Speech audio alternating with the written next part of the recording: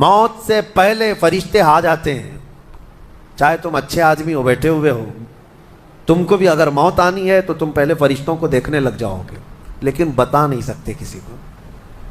موت سے تھوڑی دیر پہلے فرشتے قریب آ جاتے ہیں. پہلے جماعت فرشتوں کی آتی ہے، پھر ملک الموت آتے ہیں. ملک الموت ان فرشتوں کے بیچ آتے ہیں. جیسے ہی یہ مرنے والا آدمی ملک الموت کو دیکھ لیتا ہے، پھر اس کے جسم میں کپ کپی طاری ہو جاتی ہے. اور ایسی کپ کپی طاری ہوتی ہے کہ کبھی پیشاب نکل جاتا ہے، کبھی پخانہ نکل جاتا ہے. اکثر دیکھنا مرنے والوں کی نجاست نکل جاتی ہے. ملک الموت کو وہ بہت قریب سے دیکھتا ہے، اور ان کی دو شکلیں ہیں. ایک بہت بھیانک شکل ہے، اس کو دیکھنا ہی عذاب ہے، اور ایک بہت خوبصورت شکل ہے، ان کو دیکھنا ہی رحمت ہے. وہ نیک بندوں کی روح نکالنے کے لیے جب جاتے ہیں تو خوبصورت شکل میں جاتے ہیں، اور جب گنہگاروں کی روح نکالنے جاتے ہیں تو بھیانک شکل میں جاتے ہیں. اور ان کو دیکھتے ہی مرنے والے کا جسم پیلا پڑ جاتا ہے، پیشانی اکھڑ جاتی، آنکھیں پھٹی رہ جاتی، اور پھر خرخرا آنے لگ جاتا ہے، یعنی خرخر کی آواز تیز ہو جاتی ہے. وہ بولنا چاہتا ہے اپنے پاس والوں کو، لیکن بول نہیں سکتا، بند ہو جاتا ہے. یہ وہ وقت ہے جب اس کے توبہ کا دروازہ بھی بند ہو جاتا ہے. اب اگر فرشتوں کو دیکھ کر کوئی توبہ بھی کر لیا، ایمان لایا، تو اس کا ایمان قبول نہیں. اس وقت سے پہلے پہلے تک جو بھی ایمان لایا یا توبہ کیا، اس کی توبہ قبول ہے. لیکن موت کا خرخرا آ گیا اور فرشتوں کو دیکھ لیا، اس کے بعد بہت سارے کافر بھی پکاریں گے کہ ہم ایمان لاتے ہیں اللہ پر. نہیں، اب ایمان قبول نہیں ہوگا. موت اتنی آسانی سے نہیں آتی، اس کا پروسیس ہے. فرشتے آتے ہیں، ملک الموت آتے ہیں، پھر اس کے بعد اس کو گھور کر دیکھتے ہیں، پھر اس کو چت لٹا دیا جاتا ہے، یا جس حالت میں بھی ہے وہ گر جاتا ہے. کھڑا ہے تو گرتا ہے، بیٹھا ہے تو گرتا ہے، موت آنے سے پہلے لڑک جاتا ہے. یہ ضروری بھی نہیں ہے کہ آج میں اپنے آپ کو سنبھال کر بیٹھا ہوں. اگر میری موت آنی ہے، اسی کرسی سے گر جاؤں، اسی جگہ سے ہم گر جائیں گے. اور اس کے بعد ملک الموت روح کھینچنا شروع کرتے ہیں. پیروں کے ناخنوں سے لے کر، ہاتھوں کے ناخنوں سے لے کر، اس کے جسم کے ہر حصے سے لے کر ناک تک کھینچتے ہوئے لاتے ہیں. اور اس کے بعد جب پوری روح نکل جاتی ہے، وہ لے کر کے چلتے رہتے ہیں، اور مردہ ان کو جاتے ہوئے دیکھتا رہتا ہے. آنکھیں سب سے لاسٹ میں کھلی رہتی. کسی بھی مرنے والے کی آنکھیں بند نہیں رہتی، کھلی رہتی، وہ دیکھتا رہتا ہے. اسی لیے حدیث پاک میں ہے، جب کسی کی روح نکل جائے تو سب سے پہلے تم اس کی آنکھیں بند کر دو. ہمیں بند کرنا ہوتا ہے، اور اس کے بعد منہ بھی کھلا رہ جاتا ہے، منہ اوپن رہ جاتا ہے. فرمایا گیا منہ کو دبا کر بند کر دو. یہ سب نشانیاں ہیں میرے عزیزوں موت کی، سختیوں کی. آپ کو پتہ ہے جب رسول کریم صلی اللہ تعالیٰ علیہ وسلم کی وفات آئی، اللہ اکبر، نزع کا عالم اتنا سخت تھا کہ بار بار حضور اکرم صلی اللہ علیہ وسلم کو پورے پانی کے مٹکے انڈیل دیے جا رہے تھے. 3 مٹکے حضور پر انڈیل دیے گئے موت سے پہلے. اور حضور اس کے بعد تھوڑا آرام محسوس کرتے، اور پھر شدت کا بخار. اور وہ آخری وقت تھا جب حضرت فاطمہ آپ کے پاس آئی تھی. حضور نے ان کے کان میں بتا دیا، وہ رونے لگ گئی. کیا کہا تھا؟ حضرت فاطمہ کہتی ہیں حضور نے فرمایا، اے فاطمہ اب میں جا رہا ہوں، میرا آخری وقت ہے. پھر ایک دوسرے کان میں ان سے کہا، میرے خاندان میں سے سب سے پہلے تم مجھ سے ملنے والی. آج یوم فاطمہ بھی ہے، سیدہ کائنات کا آج یوم وصال ہے، 4 رمضان المبارک. تو رسول کریم صلی اللہ تعالیٰ علیہ وسلم حضرت عائشہ صدیقہ کے سینے سے سر لگا کر لیٹے ہوئے تھے. حضرت عائشہ فرماتی ہیں، سنو مجھے پتہ ہی نہیں تھا. حضور حضرت عائشہ سے زیادہ محبت کرتے تھے، اسی لیے آخر وقت میں حضرت عائشہ کے ہی حجرے میں رہنے لگے، باقی دوسری بیویوں کیا نہیں جاتے. حضرت عائشہ کہتی، میں حضور اکرم صلی اللہ تعالیٰ علیہ وسلم کو کبھی مسواک دے رہی، کبھی پانی کے چھڑکاؤ کر رہی. تھوڑی دیر کے بعد حضور اکرم صلی اللہ تعالیٰ علیہ وسلم لیٹے لیٹے اسی طرح رہ گئے. حضرت عائشہ کہتی ہے، میرے سینے پر حضور کا سر تھا، وہ اتنا بھاری ہو گیا مجھے لگتا تھا کہ میری پسلیاں ٹوٹ جائیں گی. یہ حضرت عائشہ کہتی ہیں، مجھے ایسا لگتا تھا کہ میری پسلیاں ٹوٹ جائیں گی. ہوا کیا تھا؟ حضرت عائشہ فرماتی ہیں، دروازے پر جبرائیل امین آئے، روح نکلنے سے پہلے کی بات ہے. حضرت عائشہ فرماتی ہیں، حضور کے پاس جبرائیل آخری بار آئے، وہ غمگین حالت میں آئے، یا جس حالت میں ہو حضرت رسول کریم صلی اللہ علیہ وسلم سے عرض کرنے لگے یا رسول اللہ دروازے پر موت کا فرشتہ کھڑا ہے، آپ کی اجازت چاہتا ہے، اگر آپ اجازت دے دیں تو وہ آئے گا اور آپ کی روح پاک کو اللہ کے حضور لے جائے گا۔ اور یا رسول اللہ آج سے پہلے اس فرشتے نے کسی سے اجازت نہیں لی اور قیامت تک کسی کی روح نکالنے کے لیے وہ اجازت لے گا بھی نہیں، یہ صرف رسول پاک کی خصوصیت تھی۔ حضور نے فرمایا آنے دو، ملک الموت آئے، اور جب حضور کی اجازت سے روح نکالی تو حضرت عائشہ کہتی ہیں اتنا بھاری ہو گیا تھا سر کہ مجھے لگتا تھا کہ میری پسلیاں ٹوٹ جائیں گی سینے کی۔ اور اس کے بعد حضرت عائشہ فرماتی ہیں میں نے حضور کے سر مبارک کو نیچے کی طرف کیا، مجھے پتہ بھی نہیں تھا کہ حضور کا انتقال ہوا، میں حضور اکرم صلی اللہ علیہ وسلم سے باتیں کرنے میں مصروف تھی، اسی میں حضرت ابوبکر صدیق حجرے میں آئے، پوچھا عائشہ کیا حال ہے حضور کا؟ حضور اکرم صلی اللہ علیہ وسلم کو دیکھا حضرت ابوبکر نے اور پیشانی مبارکہ پر ہاتھ رکھا تو وہ بہت ٹھنڈی تھی، ماتھے کو بوسہ دیا اور ایک آہ بھری اور ایک جملہ کہا تھا یا رسول اللہ ایک بار موت آنی تھی وہ آپ پر آ گئی، اب موت کی سختی اللہ دوبارہ کبھی آپ کو نہیں عطا کرے گا۔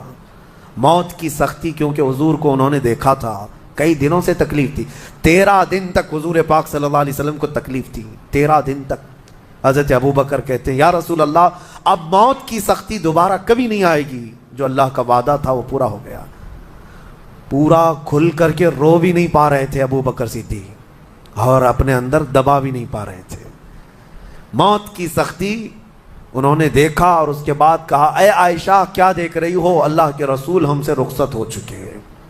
پھر انہوں نے آ کر مسجد میں اعلان کیا اے لوگو اللہ کے نبی کا انتقال ہو چکا۔ اب مجھے یہاں یہ بتانا ہے اگر موت سے کوئی بچ سکتا تھا تو سب سے پہلا نمبر تو رسول اللہ کا ہونا چاہیے تھا، کیونکہ اللہ کے سب سے محبوب نبی وہی ہیں۔ جب رسول پاک صلی اللہ تعالیٰ علیہ وسلم کو بھی موت آئی تو میاں ہمارا اور تمہارا شمار نہیں، چاہے 100 سال زندگی مل جائے لیکن مرنا ضرور ہے۔ بہرحال یہ باتیں بڑی طویل ہو جائیں گی، موت کا تذکرہ اس لیے بھی میں زیادہ کرتا ہوں کہ حدیث پاک میں ہے مومنوں کو یہ تذکرہ کرو تاکہ ان کو گناہوں سے نفرت پیدا ہو جائے اور آخرت کے سفر کی تیاری وہ شروع کریں۔ اللہ کریم ہم سب کو دنیاوی خرافات سے محفوظ فرمائے، دنیا کی لذتوں سے اور یہ فانی خرافات میں مبتلا ہو کر آخرت بھولنے سے اللہ ہماری حفاظت فرمائے۔ مولا کریم جب ہماری موت آنے کو ہو تو ہماری زبانوں پر کلمہ طیبہ جاری فرما دے۔ رب ذوالجلال موت سے پہلے تیرے حبیب پاک کے چہرے کی زیارت نصیب فرما۔ اے کریم خدا کیا ہی بہتر ہوتا، میں گنہگار ہوں اور بڑے مرتبوں کی خواہش، تو کریم ہے خدایا تیری بندہ پروری ہے، کیا ہی بہتر ہوتا مولا کہ موت آئے تو رمضان کا مہینہ مل جائے، جمعۃ المبارکہ مل جائے، مولا تیرے وعدے کے مطابق ہم قبر کے عذابات اور سوالات سے محفوظ ہو جائیں۔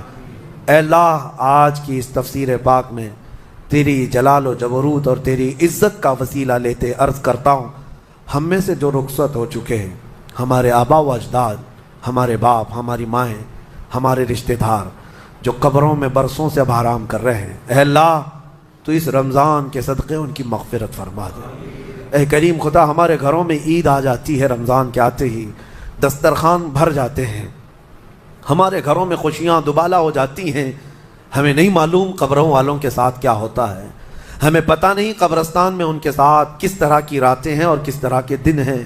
اے کریم خدا تجھے تیرے جلال و جبروت اور تیری عزت کی قسم جو مومنین ہم سے رخصت ہوئے ہمارا کسی بھی طرح کا ان سے تعلق رہا ہو، مولا اس عید سے پہلے ان کو جنتی خان نعمت عطا فرما دے۔ اے اللہ ان سب کو بھی رمضان کی بہاریں عطا فرما۔ تم جہاں کہیں پر بھی جاؤ موت تمہیں آ کر پکڑے گی۔ بروج مشیدہ کا مطلب ہوتا ہے بہت ہی پکے محل میں بھی اگر تم بیٹھ جاؤ، بہت مضبوط محل میں تم بیٹھ جاؤ، موت آنا ہے وہاں پر بھی آئے گی۔ ہم نے دیکھا ہے بڑے بڑے محلات میں رہنے والے بھی اور جنہوں نے آسمان چھوتی ہوئی عمارتیں بنائی وہ بھی موت کے ہتھے چڑھی گئے۔ موت تو آنا ہے۔ آج ہمارا حال یہ ہوتا ہے کہ دنیا میں اس قدر مصروف ہو جاتے ہیں کہ موت کو بھول جاتے ہیں۔ تمہیں پتہ بھی ہے کہ اچانک آنے والی یہ موت بالکل مہلت نہیں دیتی، بالکل مہلت نہیں دیتی۔ آپ اگر آس پاس میں اپنی نظریں ڈالیں تو آپ کے دوستوں میں کئی جا چکے ہوں گے، جن کی عمر زیادہ نہیں تھی وہ جا چکے۔ موت کے لیے عمر کوئی متعین نہیں ہے کہ بڑھاپے میں آئے گی یا بیماری سے آئے گی، اچھے لوگوں کو بھی موت آ جاتی ہے، چلتے پھرتے لوگوں کا جنازہ آ جاتا ہے، کسی کے لیے بھی کوئی وقت معین نہیں۔ اور قرآن میں اللہ تعالیٰ یہ فرماتا ہے اگر بندہ موت سے بھاگنے کے لیے، جس کو کہتے ہیں پریکاشن لینا، کہیں جا کر کے محفوظ مقام پر چھپنے کی کوشش کرتا ہے، وہ آئے گی موت۔ بزرگوں نے ایک حکایت لکھی ہے کہ ایک بادشاہ کو نجومیوں نے بتایا تھا کہ فلاں دن تمہاری موت آنے والی ہے۔ نجومی ستاروں کا علم جاننے والے اٹکل پچھو سے کچھ نہ کچھ تو بتا دیتے تھے۔ تو اس بادشاہ کو نجومیوں نے جب دن بتایا، اس دن اس نے کیا کیا، ایک ایسا حجرہ، ایک کمرہ بنایا جس میں کوئی چیز آ ہی نہیں سکتی، کوئی چیز نہیں، صرف اس نے ایک سوراخ رکھا ہوا کے لیے، اور اس میں سے مچھر بھی نہ آ سکے، مکھی بھی نہ آ سکے۔ اس حجرے کے اندر وہ چلا گیا، وہ پورا دن اس کو تھا کہ میں موت کو چکما دے دوں گا، اور نجومیوں نے یہ بتایا تھا کہ بچھو کے ڈنک مارنے سے تمہاری موت آئے گی۔ اس نے کہا بس مجھے بچھو سے بچنا ہے، بچھو نہ آنے پائے ایسا میں پورا انتظام کر لوں گا۔ اس نے پورا ایک راؤنڈ شیپ کا کمرہ بنایا اور اس میں اندر بند ہو گیا، لیکن اس کی ایک کمزوری یہ تھی کہ اس کا گھوڑا تھا، بہت بے حد اس کو عزیز تھا، وہ گھوڑے کو چھوڑ کر کبھی رہتا نہیں تھا۔ اس نے کہا مجھے اور میرے گھوڑے کو بند کر دو، آج موت کا دن ہے، اگر آج کے دن میں نے موت کو چکما دے دیا تو پھر ہمیشہ کی زندگی ہے، ٹائم اگر ٹل گیا تو پھر موت نہیں آئے گی۔ تو وہ اس نیت سے وہ روم کے اندر بند ہو گیا اور لوگوں سے کہا کہ کوئی مجھے نہ دروازہ کھولے اور نہ کسی کے لیے دروازہ کھولے، پورا دن گزرنے دو۔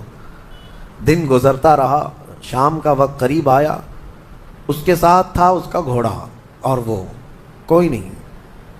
اتفاق دیکھیں، اللہ رب العزت کی طرف سے جو سبب بننا ہے وہ بنے گا۔ اس کے گھوڑے کو بہت تیز چھینک آئی اور اس کی چھینک سے اس کی ناک سے بچھو نکلا اور اس بادشاہ کو ڈنک مارا اور وہیں اس کی موت ہو گئی۔ اینما تکونوا یدرککم الموت، اللہ نے فرمایا تم جہاں کہیں رہو موت آ کر پکڑ لے گی۔ ہمارے علاقے میں ایک ڈاکٹر تھے، وہ کارڈیالوجی تھے، ہارٹ کے اسپیشلسٹ تھے، اور ان کے ہاتھ میں بہت سارے ڈاکٹرز پریکٹس کر کر کے بڑے ماہر بنے، ہارٹ کے اسپیشل ڈاکٹر۔ اور یہ اخبار میں بھی بات آئی تھی۔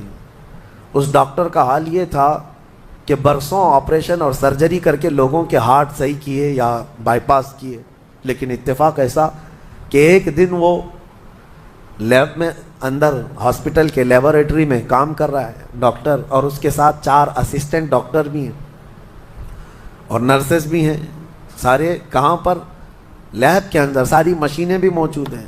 اس ڈاکٹر کو وہیں پر ہارٹ اٹیک آیا، جو ہارٹ کا خود اسپیشلسٹ ہے، اور دوسرے ڈاکٹرز وہاں پر موجود بھی ہیں۔ انہوں نے اٹھایا، اسٹریچر پر ڈالا، آئی سی یو میں ہی تھے، لیب کے اندر موجود تھے، لیکن وہ چند منٹوں کے اندر ڈاکٹر کی موت ہو گئی۔ نہ کوئی ڈاکٹر بچا سکا، نہ اس کو دوا دی جا سکی۔ سب سے ماہر ہارٹ کا ڈاکٹر ہاسپٹل کے اندر، جو سب سے محفوظ جگہ ہو سکتی ہے بیماروں کے لیے۔ میاں ہمارے گھر میں کسی کو اٹیک آئے تو دوڑ کر کہاں لے جائیں گے؟ ہاسپٹل۔ اور جو خود کس کے پاس لے جائیں گے؟ ڈاکٹر کے پاس۔ جو خود ڈاکٹر ہے اور خود ہاسپٹل میں بیٹھا ہوا ہے، اس کو ہی اگر آ جائے، اور قریب میں ڈاکٹرز بھی موجود ہیں لیکن بچا نہ سکے، یہ رب ذوالجلال کا فرمان، جب وعدہ مکمل ہو جائے تو پھر کوئی طاقت تمہیں موت سے روک نہیں سکتی۔ آپ کو پتہ ہے ایک بہت بڑا شخص ہے دنیا کا جو کئی حکومتیں بدل دیا کرتا تھا، جس کا نام غالباً لنکن ہے، سیمسنگ کمپنی کا، جس سے کوئی تعلق ہوگا آپ سرچ کریں تو پتہ چلے، کوریا کا رہنے والا، اور اس کی وجہ سے حکومتیں بدل دی جاتی تھیں۔ اس قدر مالدار آدمی، اس کی مرضی کے بغیر تو کوئی حکومت نہیں قائم ہوتی تھی۔ اتفاق ایسا ہی غالباً 2012 یا 11 کے آس پاس کی بات ہے، جہاں تک میرے علم میں چیز آئی۔ ایسی ایک بیماری میں مبتلا ہو گیا کہ کوما میں چلا گیا، اور اس کا بیٹا تھا ارب پتی، نہیں بلکہ اس سے بھی زیادہ، کئی ہزار کروڑ کا مالک۔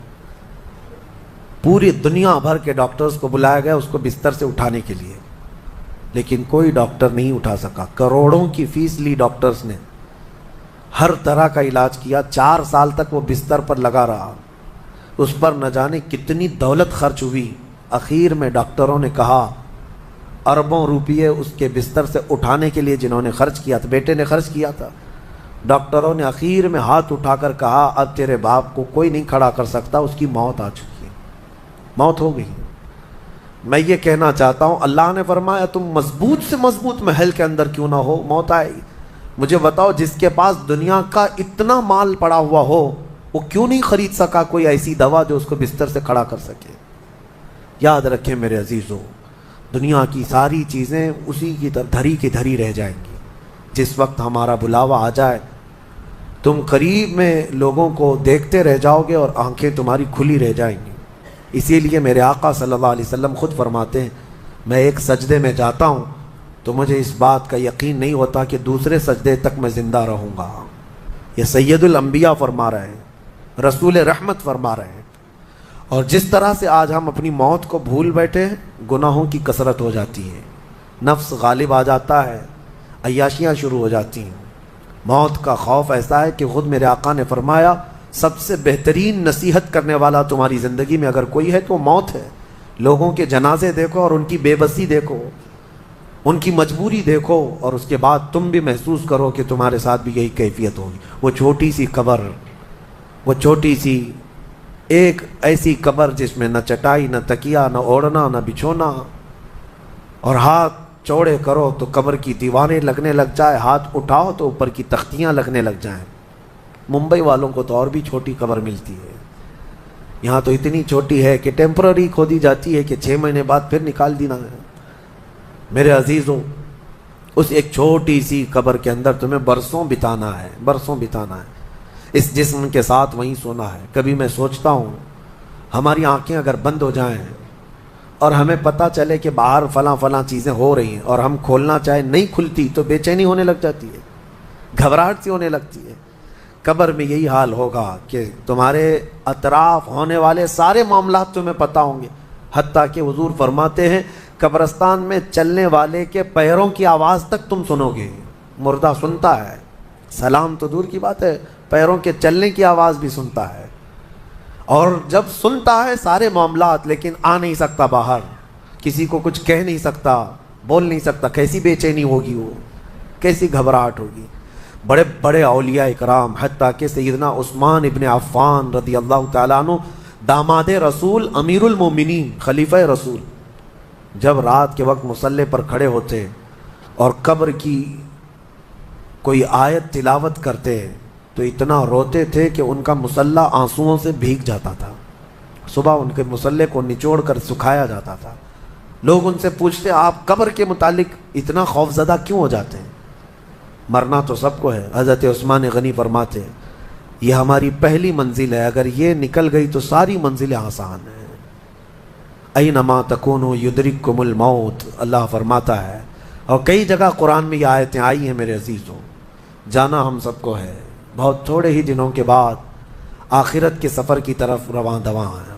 اسی لیے کسی بزرگ نے سچ کہا کہ دنیا میں جتنے راستے ہیں, یہ لکھا تو جاتا ہے یہ راستہ فلاں شہر جا رہا ہے, فلاں شہر جا رہا ہے, حقیقت تو یہ ہے کہ سارے راستے قبرستان جا رہے ہیں, وہیں جا کر اینڈ ہوتے ہیں. ممبئی سے پونا جا رہا ہے راستہ, پونا سے بنگلور جا رہا ہے راستہ. بورڈ تو لکھے ہوئے ہیں, لیکن اہل تصوف یہ کہتے ہیں یہ تمہاری خام خیالی ہے, لیکن جس راستے پر بھی چلو گے اخیر وہ راستہ تمہیں قبرستان ہی پہنچائے گا. تمہاری زندگی وہیں جا کر اینڈ ہونے ہے.